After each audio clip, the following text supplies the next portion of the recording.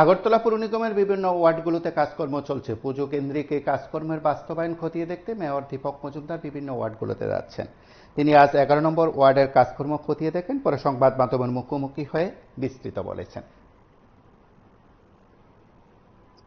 রাস্তাটা যেটা দিবি অব্দি গেছে, এই রাস্তা দুদিকে ড্রেন, কভার ড্রেন কাজ চলছে, সংস্কারের কাজ চলছে। আগরতলা পৌর নিগম এবং স্মার্ট সিটি লিমিটেড দুই তরফ থেকে, দুই দপ্তর থেকে কাজ করা হচ্ছে। তো সামগ্রিকভাবে এটা দেখা কিছু কিছু বিষয় নিয়ে ছোট ছোট সমস্যা ছিল। স্মার্ট সিটি সিও গতকালকে দেখে গেছেন, আমিও এসেছি। আমাদের যিনি এই ওয়ার্ডের কর্পোরেটর তথা এমআইসি মেম্বার হেরলাল দেবনাথ মহোদয় আমাদের সঙ্গে আছেন, এসিস্ট্যান্ট কমিশনার আছেন জোনালের, এবং অন্যান্য ইঞ্জিনিয়ার আধিকারিকরা আছেন। সবাই মিলে আমরা এলাকার লোকও আছি, সবার সঙ্গে কথা বলে কাজের অগ্রগতি দেখা এবং কোথাও কোনো সমস্যা হলে সেগুলো সমাধানের চেষ্টা করা, আলোচনা করে। তো আজকে আমি সার্বিকভাবে আমি যেটা দেখলাম, অত্যন্ত সন্তোষজনক অবস্থা কাজ চলছে খুব দ্রুত গতিতেই, এবং হিরালও খুব যথেষ্ট এই ব্যাপারে আন্তরিক এবং সচেষ্ট, বলবো সক্রিয়।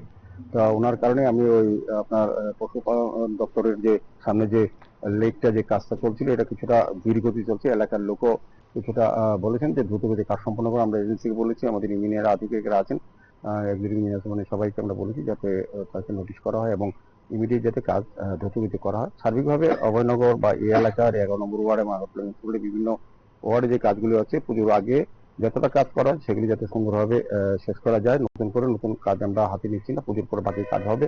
তো যাতে পুজোর সময় লক্ষ লক্ষ পুণ্যার্থী, দর্শনার্থী বিভিন্ন প্রান্ত থেকে শহরে আসেন পুজো দেখতে, উপভোগ করতে, যাতে স্বাচ্ছন্দ্যে যান চলাচল, মানুষ চলাচল হয়, স্বাভাবিক থাকে। সেদিকে যে কাজগুলো আছে সেগুলিকে রেজিস্ট্রেস করা রেডি করে দেওয়া হচ্ছে। তো আমাদের কর্পোরেটর যিনি এমএসি মেম্বার, উনিও চেষ্টা করছেন। এই অভয়নগরের সবচেয়ে বহু দিনের সমস্যা, 40-50 বছর ধরে একটা ড্রেনের সমস্যা ছিল, রাস্তার সমস্যা ছিল, অনেকটা প্রশস্ত হয়েছে। এটা একটা মেইন একটা বাইপাস রোড বলবো, যে আগরতলা শহরের মানুষ দিকে যাওয়ার ক্ষেত্রে বা বিভিন্ন কাজে এই রাস্তাটা ব্যবহার করেন। যানজট চলতো এবং বিভিন্ন সমস্যা থাকতো।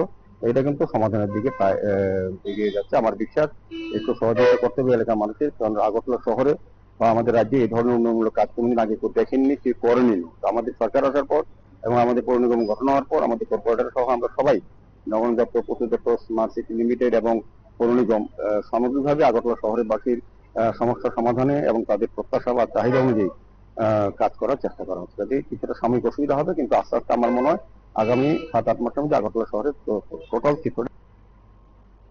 আপনারা শুনলেন আগামী দিনে কেমন হবে আগরতলা, তার ভাবনা, দৃষ্টিভঙ্গি ইত্যাদি আগাম তুলে ধরলেন মেয়র। পুজোর আগে কাজকর্ম খতিয়ে দেখতে ওয়ার্ড পরিদর্শনে গেলেন তিনি। আপনারা দেখতে থাকুন PB24।